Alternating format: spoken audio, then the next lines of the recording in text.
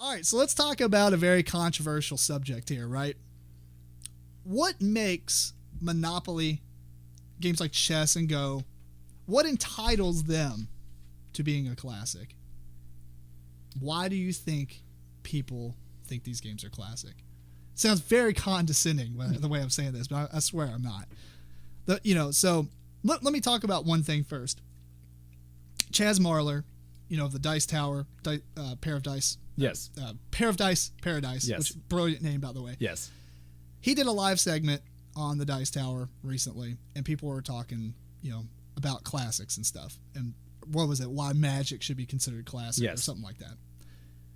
And there was a lot of fun, interesting comments. There's a lot of things in the video. Now, I didn't watch the whole video. I read all the comments, though, on the YouTube chat, but this happened after the live segment, after it was done being live. Right. So it might be a little bit different content than what you listen to, because I think you listened to the whole thing, right? Most of it, yes. Yeah. And it's not really about that chat. I mean, we're not directing this towards Chaz or his responses or the people's responses, but we have heard these things in the past in other places, people that we know, and so it's not the first time. It's not like this is just coming up out of nowhere. And so I just want to point out one thing. Why I think people believe in classics, because this stuff happens in music, with like Van Halen and things like that. Yep. Or they think Metallica is classic metal. Anything past that's no longer metal. Mm-hmm. And then it happens with video game. Well, actually, no, it probably doesn't happen with video games as much. I think classic video games, you're either a retro gamer or you're not. That's true. The consoles have changed and everything's. Yeah. Yeah. So people really aren't going to. I don't think it's as much, but I mean, they do it with movies. Yes. Movies and music are huge. Yes. On classics. Mm-hmm. And I think there's lots of different versions of classic, the definition of classic, but one I thought was interesting on dictionary.com. It says basically something that's been popular for a long time. And that right there is why I think people believe things are classic. Mm-hmm. Do you agree, disagree? What's your thoughts on that? Well, I mean, if we're basing off of Monopoly, and I guess I'll start with, this is all keyed off of Chaz's Magic, discussion. I think people are very emotional about their games and they want it to be considered classic. Classic, I think a lot of people, it holds up over time. I think of A Christmas Story. I can watch that thing 3 times, 4 times in a row every Christmas year. That's a classic. It's been around, only since mid-'80s, I guess, but it's a classic. There's a lot of literature works I consider classic. Like poetry and things like that. Yeah. Shakespeare. And Mark Twain, stuff like that. Lots of things are thrown into this classic discussion on, and it's held up over time. With Magic, whenever I first heard it, I thought it was crazy, but the definition I got, judged over a period of time to be the highest quality and outstanding of its kind. Yeah, and I think that's the main definition of the adjective or whatever it is. Yes. And so, I was looking at, the non-traditional dictionary. It tells you, the main dictionary, for that or noun or whatever, because classic also is, I guess, a classical or something. Right. But the other things it has were simple definitions, and that's what I was looking at, and that's why I pointed that one out. Because, a classic, yeah, I agree. If it was just timeless, that's one thing. But is Monopoly, we'll come back to Magic, but is Monopoly really timeless? I read an article today about how the new Monopoly coming out is going to include a card reader and have credit cards and stuff. And they've done it before, right, back in 2007 or whatever, mm-hmm, with the electronic banking Monopoly. Yep. This one's a little different. It works by you tapping the card. It basically, I think, takes the idea of having the chips in your bank cards now. Yeah. Right, they moved it on from the sliding the card to the tapping or whatever. Just bam, bam. Sliding, next, 2010. Yeah, next it's going to be like Apple Pay or something. Yeah. But there'll be an app and you type your phone. Yeah. Now, how timeless is this? Yeah, they're taking concepts and modernizing them, but the gameplay has been revolutionized by designer board games and things like that of recent time. And I don't want to sound like an elitist and be like, Settlers of Catan has all these cool mechanisms. Settlers is cool, but we don't really we kind of moved on from that, I guess. But there's so many other games with mechanisms that are like way better that you can put into the same type of game. But, you know, like, does it really hold up to the test of time? Or is it just because people that think classics are classics aren't really exposed to anything other than that? That could be part of it. Also, when you think of classic, I think it's more of a, you know, whether you've read Mark Twain or not, you know what it is. You know, I think classic has something to do with a common knowledge also. And so, like, you know, I'm a blue collar worker. If I just took my shop of dudes and was like, okay, who all knows chess? Pretty much everyone's going to raise their hand. Who all knows Monopoly? Everyone's going to raise their hand.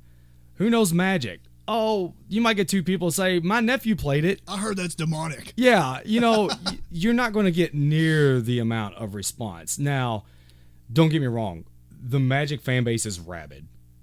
And that's where I started out with saying it's an emotion, I think, emotionally driven. And going back to Chaz's thing, you know, people were throwing out things like Pandemic as a classic. I mean, don't get me wrong. I was pumped when I walked into Target and I saw Pandemic and Ticket to Ride sitting on a shelf. It's mainstream now. That's it's awesome. Mainstream. But it's not a classic just because Target's selling it right next to Monopoly. That doesn't... Right, because the thing is, I will say this. In a retail environment, not like comic shops or board gaming cafes and things like that, no one that hasn't heard of Pandemic is going to go to Target and buy Pandemic. Yes. You know, people will go to these places to buy Chutes and Ladders and Monopoly and things like that. Right. They're going there because they know those names. But taking that back a step farther, the reason they're classic, I mean, what came out? Like you mentioned books and things like that, right? You could go on with author after author of books and poems and classical music and things like that that came out hundreds of years ago. Because a lot of stuff came out, and what happened was all the good stuff stayed around. Monopoly, how many board games are there? Like, how many classical board games classic board games that were over, 50 years ago? How many are there? There's chess, there's Go, there's Monopoly. Monopoly being more of a modernized version of board games, coming out of the abstract era. Right. But everything else is all abstract games, and there's like a handful, so what kind of competition did it have to go through to become a classic? Well, I mean, I'm sure there were games out to fight with it, but I mean, I don't know why that one stuck out. So I think it also had to do with the American dream, because it was an American game and stuff, and people were like, it's about money, yes, making money and capitalizing and things like that. So maybe that had a lot to do with it, but I don't know, it's just an interesting topic. Like, I don't know. I kind of get irritated with people on the music side of things too when they say, "Oh, you don't listen to Van Halen or Halen." That I already told you. Yeah.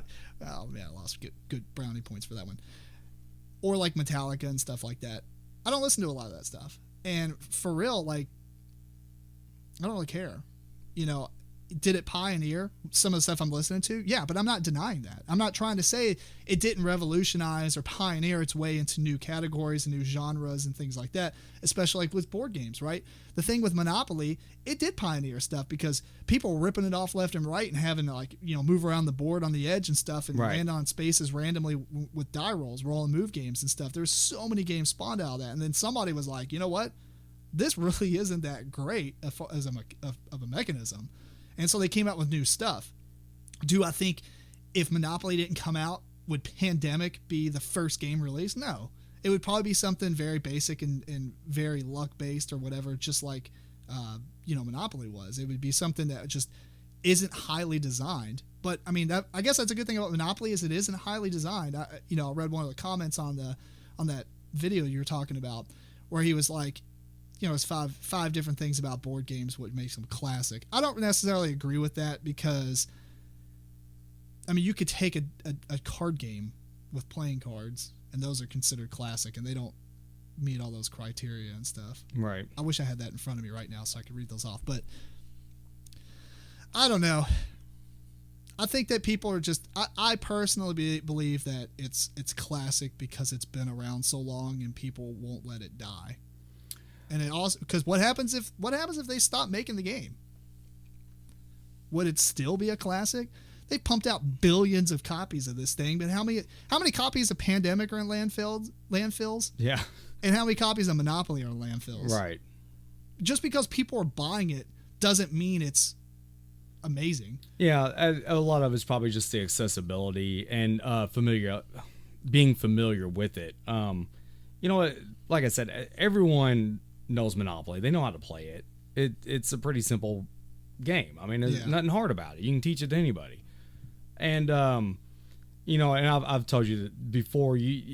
And a lot of gamers have experienced this. You try and get someone outside of that realm, and it's like they're you see the steam coming out their ears. Yeah, I don't understand this. Yeah, what's this mechanism you're talking about? What do you mean? And it overwhelms them a lot. But Monopoly's familiar for them. They can go to it, and it's always there for them. I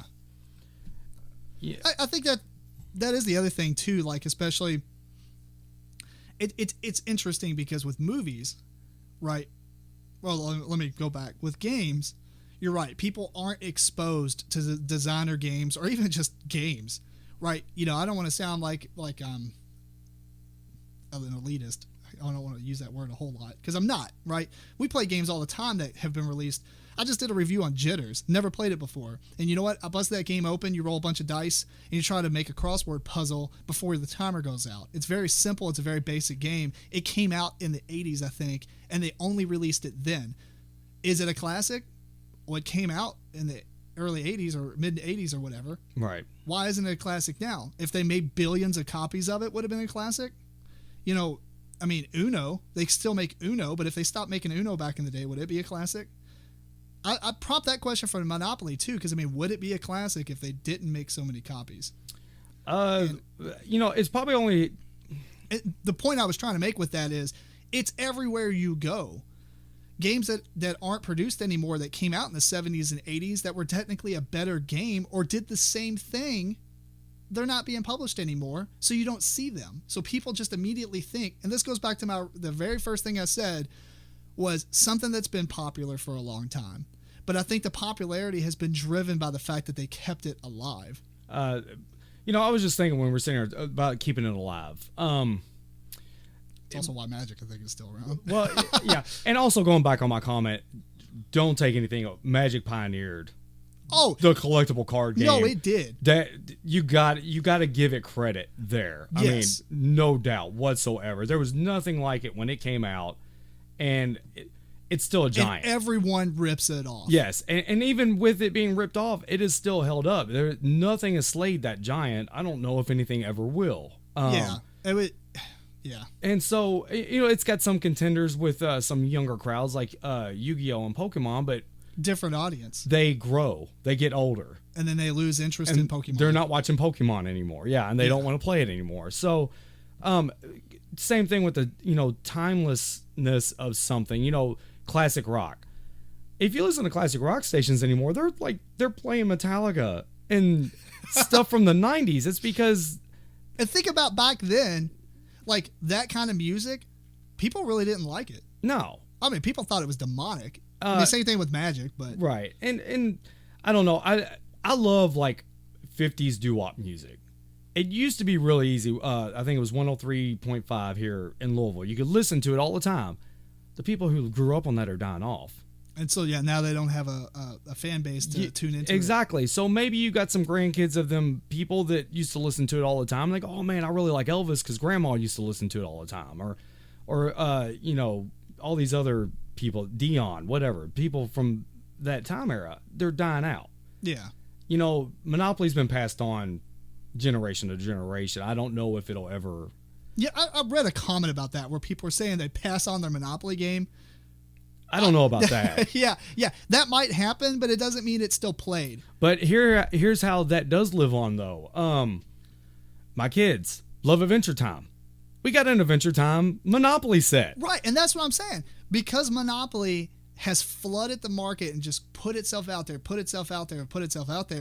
it has proven that advertising really works. Yeah. That's all it's doing. And people think that translates into it being a classic. And I think that, I think that's the biggest contributing factor, is the fact that they continue to publish it. They continue to make opoly versions of it, which I think a different company's doing, but whatever, it still promotes the same game. Right. And it's just out there. It's everywhere. But like Hero Quest, it's an old game. Right. I would consider that a classic, but it doesn't really reach the audience that Monopoly does. No. Right? So at that point, is a classic something that pioneers, or something that generated, future games to become good and do things that's really good? Or does that prove the simple version of it, of something that's been popular for a long time? But, Hero Quest is popular with certain crowds. Yes. It's, funny enough, I looked up cult classic. Which, that's a good one, yeah. Which is something typically a movie or book that is popular or fashionable among a particular group or section of society. Gamers. You go to Gen Con, 60,000 people. They all know what Magic is. They all know what Dungeons and Dragons are. A good amount of them are going to know what Settlers is. You get outside of that, you start losing it. Yeah. So Gen Con is kind of your cult for the cult classic of that. And the same thing with movies. Rocky Horror Picture Show. Eventually, the people that used to go to these theaters and do all the crazy Rocky Horror Picture stuff, they're going to die. And it's not going to be held on to the same way as it used to. I mean, not trying to sound morbid about it, but that's the whole point of it. Now, bring up the Rocky Horror Picture Show, the live thing where they play it, like you're talking about. How many 20-year-olds know what's going on? Probably not. They have no clue. They would look at that and go, "What's that dude? And why is he wearing a leotard and stuff?" I'm not getting this. Of course, they're remaking it. Oh, really? Yeah. Well, then it'll probably start back up, but then they'll be sitting around going, "The original was better." Yeah. That's a totally different topic. We won't even get to. Yeah. I like the original was better. Yeah. So I mean, and I think they say certain books are classics. They're classics because they force you to read them in school. That's true too. Everybody has to read them. I look at it now. Why isn't, not to get into our school system, but things like, if Stephen King was written a little bit different, should be brought into school reading. And maybe 100 years from now, he will be a classic. Yeah, and same thing. I guess because the timelessness isn't there yet, but he's probably going to hold up. Oh yeah. I know his earlier writings. Yeah, his books probably aren't really suitable for kids to be reading, but I mean, why not? I mean, who knows what 100 years from now what will be acceptable in society? Some of it might be because like the books are like 1,000 pages long. Yeah, well, but like The Shining. The Shining is actually fairly thin. That could be read in schools. It's not too graphic in the sense of like the one, is that what the movie's based off of? Yeah. Oh wow! Oh, you didn't know that? No. I don't read books. The book's better, ladies and gentlemen. The book's better. Oh, way better. Oh man, I'm not even a big book reader. I'm not surprised. But not being a book reader and reading The Shining, yeah, man, it's like, what was he trying to do with that movie? Well, people consider The Shining a classic too. That's more of a cult classic. Well, it is, and I think also when it came out, it was so like, what is this? Oh, because it was kind of, you think of the time frame of when it came out, it was like, what are we watching? Yeah. You got to put yourself back when that came out. Same thing with like Exorcist, and there's a lot of crazy new concepts going on in that. Yeah, so that was like a big deal when that came out. But yeah.